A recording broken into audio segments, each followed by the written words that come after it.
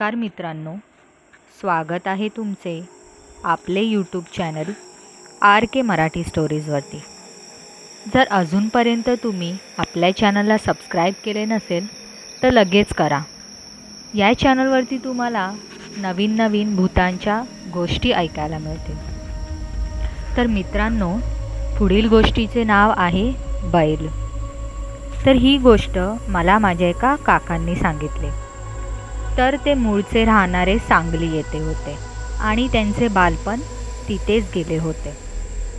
जेव्हा त्यांच्यासोबत पुढील गोष्ट घडली तेव्हा ते जेमतेम 13-14 वयाचे असतील. आपण जुन्या गावाकडील लोकांकडून कितीही भूताच्या गोष्टी ऐकल्या तरी आपल्याला कमीच वाटतात आणि ते जाणून घेण्यास तर मी नेहमी उत्सुक असते. तर गावी त्यांची मोठी शेती आहे आणि लहानपणीसुद्धा ते त्यांच्या वडिलांना शेतात मदत करत असत. त्यांचे वडील साखर कारखान्यात कामाला होते, तसेच अधूनमधून शेतीत सुद्धा लक्ष देत होते. तर त्या रात्री काकांना त्यांच्या वडिलांनी रात्री शेतातच मुक्काम करायला सांगितला होता. काकांची खूप मोठी शेती होती, ज्यात ऊस लावले होते आणि त्यालाच पाणी पाजण्यासाठी आजची रात्र त्यांना आणि त्यांच्या काकांना राहावे लागणार होते. तर रात्रीचे जेवण वगैरे उरकून माझे काका आणि त्यांचे काका, ज्यांना ते बापू म्हणत असत, असे दोघे मिळून पायी चालत शेताकडे निघाले. तसे काही अंतर पार केल्यावर ते शेतात पोचले. समोर लांबच लांब ऊसाचे पीक लावले होते, जे एकदम हिरवेगार दिसत होते. तर त्याच्या अलीकडे माळरान होते, जिथे पिंपळाचे झाड होते आणि आजूबाजूला एकदम भकास वाटत होते. शेताला लागूनच त्यांची जुनी विहीर होती, ज्याचा वापर ते शेताला पाणी पाजण्यास करत होते. रात्रीचे 10 वाजून गेलेले, त्यामुळे काळोख होता आणि फक्त चंद्राचा थोडा प्रकाश दिसत होता. शेताच्या समोर झाडाजवळ एक गोठा होता, ज्यात पांढरे शुभ्र 2 बैल बांधून ठेवले होते, ज्याचा वापर ते विहिरीतून पाणी काढण्यासाठी करत होते. तर दोघे जण तिथे थोड्या वेळ गप्पा मारत बसले होते. अशोक, तू आज शेताला पाणी पाज, म्या तो पतूर आडवा होतो, बापू म्हणतात आणि तिथेच अंथरूण टाकतात. तसे माझे काका आपल्या कामाला लागतात. तर काही वेळातच काका दोन्ही बैलांना गोट्यातून बाहेर काढतात. माझ्या माहितीप्रमाणे त्यावेळेस आतासारखे विहिरीतून पाणी काढण्यासाठी इंजिन नव्हते.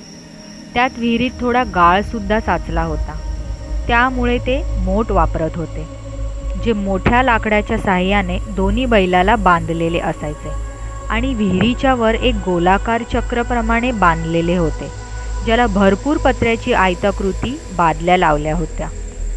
बैलांना जोडलेले ते लाकूड त्या विहिरीतील चक्राला जोडलेले होते आणि त्याच्या आणखी पुढे एक सिमेंटचे चौकोनाकृती हौद बनवले होते, ज्याला एक पुढे लोखंडी पाईप जोडली होती. मग जेव्हा जेव्हा त्या हौदेत विहिरीचे पाणी जमा होत होते ते त्या पाईपद्वारे शेतात सोडले जात होते.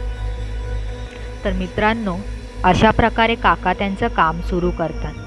ते जसे दोन्ही बैलाला गोलाकार फिरवत होते, दुसऱ्या बाजूस विहिरीतील पाणी उपसू लागले होते आणि शेतात जाऊ लागले होते. थोडा वेळ असेच चालू राहते आणि त्यांचं काम पूर्ण होते तसे ते तिथेच त्यांच्या काकांच्या बाजूला अंथरूण टाकून झोपतात. काम करून थकल्यामुळे काकांचा लगेच डोळा लागला होता.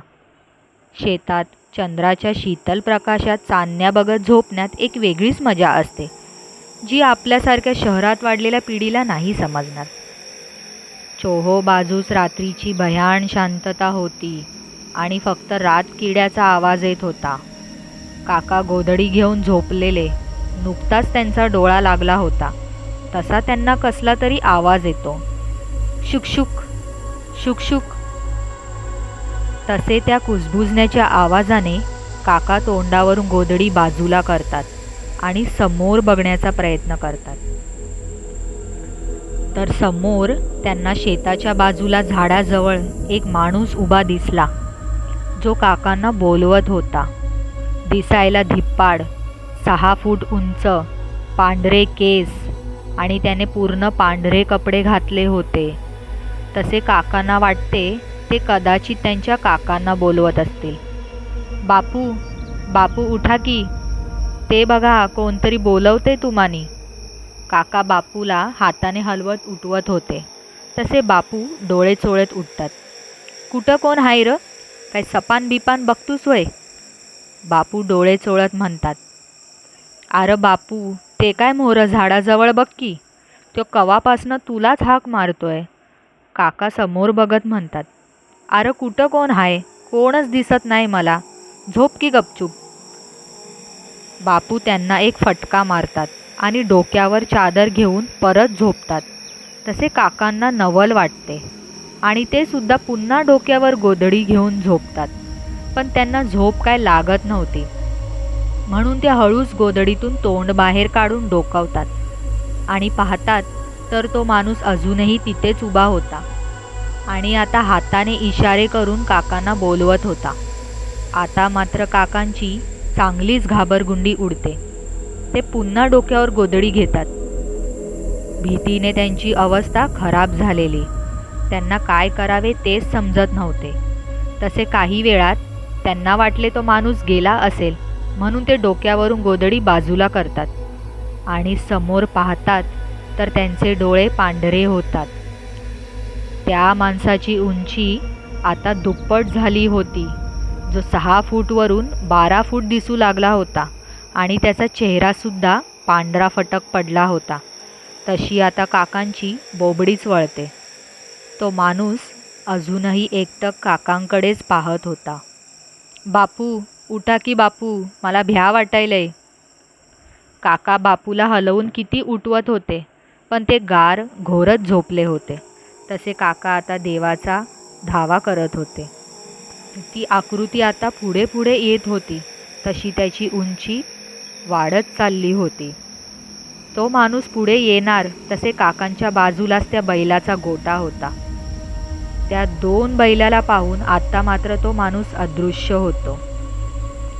तसे काका पुन्हा डोक्यावर गोधडी घेऊन झोपतात आणि आता सकाळीच उठतात. आत्तापर्यंत ती आकृती कधीच अदृश्य झालेली, तसा काकांचा जीव भांड्यात पडतो. ते घडलेला सर्व प्रकार घरी सांगतात आणि 3 दिवस ते तापाने फणफणत होते. आजी त्यांना त्यांचे कुलदैवत सिद्धोबा यांचा गुलाल लावतात, तेव्हा कुठे काकांची भीती नाहीसी होते. आबा, म्या जे बघितलं ते नेमकं काय होतं आणि पुढंपर्यंत कसं आलं नाही? काका घरी आल्यावर त्यांच्या वडिलांना विचारतात. तो आजे बघितलंच ते खवीस नाही तर पिशाच असेल आणि ते दोघं बी बैलाला घाबरतात. त्यामुळे पुढंपर्यंत येऊ शकलं नाही बघ आणि तिकडेच त्यांची हद्द संपली आणि अदृश्य झाले, आबा म्हणाले. तर मित्रांनो, खरंच त्यावेळेस काकांच्या सोबतीला बैलांची जोडी होती, त्यामुळे ते वाचले, नाहीतर अघटित होऊन बसले असते. तर तुम्हाला ही गोष्ट कशी वाटली कमेंट करून नक्की सांगा. जर तुम्ही असंच प्रेम देत राहिलात तर मी अजूनही तुमच्यासाठी गोष्टी सांगेन. माझ्या चॅनलला सबस्क्राईब करायला विसरू नका. Stay tune.